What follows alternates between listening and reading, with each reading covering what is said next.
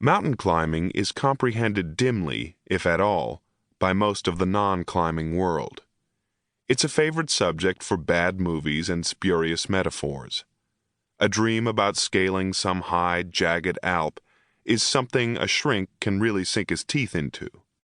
The activity is wrapped in tales of audacity and disaster that make other sports out to be trivial games by comparison.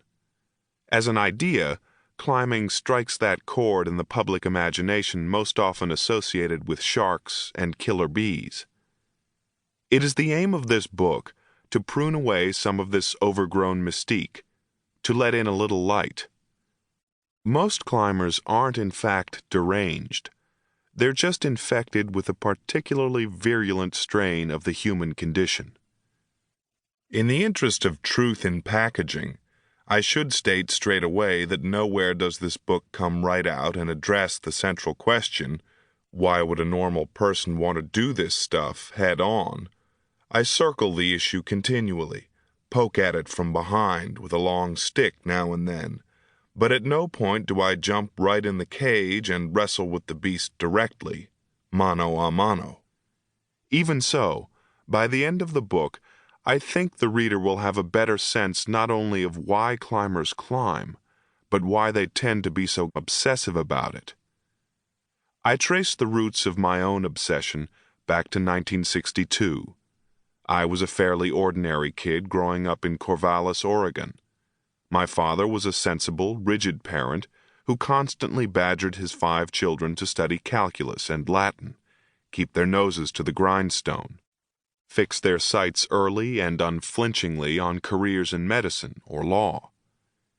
Inexplicably, on the occasion of my 8th birthday, this strict taskmaster presented me with a pint-size ice axe and took me on my first climb. In retrospect, I can't imagine what the old man was thinking. If he'd given me a Harley and a membership in the Hells Angels, he couldn't have sabotaged his paternal aspirations any more effectively. By the age of 18, climbing was the only thing I cared about. Work, school, friendships, career plans, sex, sleep, all were made to fit around my climbing, or, more often, neglected outright.